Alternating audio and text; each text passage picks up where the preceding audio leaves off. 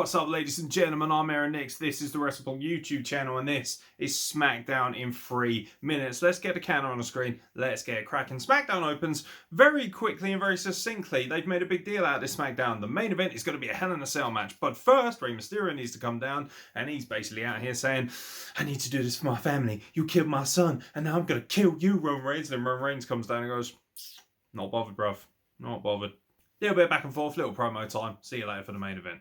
Raw's got a massive guy who does fuck all, so why can't SmackDown have a massive guy who does fuck all? General Aziz tagging with, of course, his handler, Apollo Crews, against Big E and Kevin Owens. Half decent match. Sami Zayn's at ringside. Sami Zayn can't keep running his fucking mouth, despite the fact he's got a damaged trachea. And finally, Michael Cole actually says something useful when he says, "If your trachea is damaged, why are you talking so much?"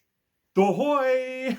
Match ends when Aziz hits the Nigerian nail, which from what I can best tell is a cheeky digit in the bumhole. Are you threatening me? My bunghole will not wait!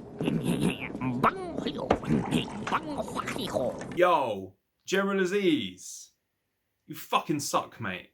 In a match to determine not the King of the Ring, but the guy who wears the crown that was won during King of the Ring, Baron Corbin versus Shinsuke Nakamura with some douchebag playing a guitar again. The only thing I like about this whole thing is Pat McAfee going absolute radio rental at the announce desk. He's fucking amazing, by the way. Real talk, ladies and gentlemen. Shinsuke Nakamura is fucking boring. He was incredible in NJPW. He was amazing in his debut against Sami Zayn, and he was somewhat effective in NXT. However, on the main roster, he just doesn't cut it. And you can make excuses and say, WWE doesn't know how to book him. That might be part of it, but ultimately, this guy is responsible for his own delivery, for his own presentation. And when he's out there, he's shit on the promo. He's not particularly entertaining. And frankly, his ring gear and his whole setup is stale.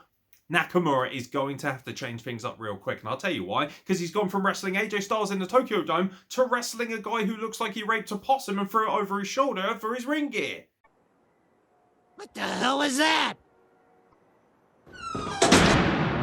Bianca Belair and Bayley do their mandatory, "Hey, we're wrestling each other at the pay-per-view this Sunday, so why don't we get in the ring and talk about it?" until the nasty heel gets angry and beats the shit out of her. Pointless segment, don't see the point, frankly, don't really care about yet another match between these two. King Kong Bundy's love child, or Otis as he's now being called after he's had a shave, takes on Angelo Dawkins of the Street Profits. Hey, remember the Street Profits are good? Anyone? Anyone?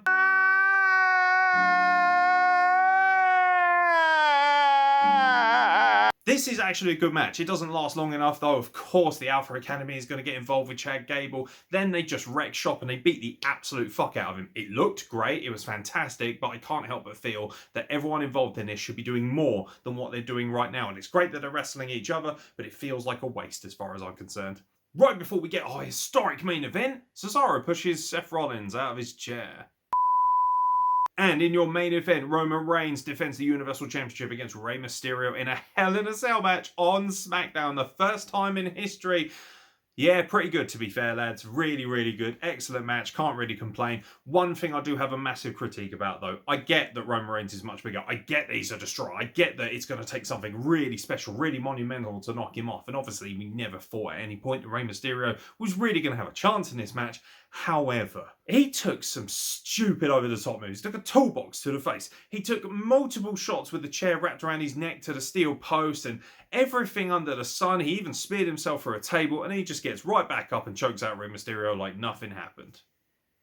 I can't suspend my disbelief that much. Roman Reigns is fantastic. He's been on an absolute tear as his heel champion. Rey Mysterio was incredible as the babyface that we all wanted to believe in. Jimmy Uso even acknowledges the tribal chief at the end of this match. But when it's all said and done, it just felt so predictable. And that's what took away from the magic of it just a little bit. However, if you're going to watch SmackDown, this is all you need to watch. It's a fantastic match. It really is special. And it also cements why Roman Reigns is genuinely one of the better wrestlers in the world right now. And with the buzzer, that brings a brief flirtation with SmackDown to an end. I hope you guys have enjoyed this 3-minute format as always. Sorry it's a little bit late, lots of things going on with training and whatnot, but please continue to support the Wrestle Plug. We love the fact we've got so many of you coming on. We've got a fresh batch of watch-alongs coming soon and some brand new interviews with some of Scandinavia's most amazing talents. You genuinely do not want to miss out on that content, so make sure you hit the subscribe. I've been Aaron Nix, and I'll catch you very soon for more content from the Wrestle Plug.